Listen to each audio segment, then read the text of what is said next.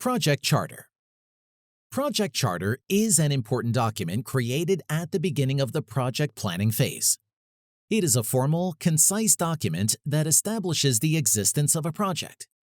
It gives project managers the authority to start the project work.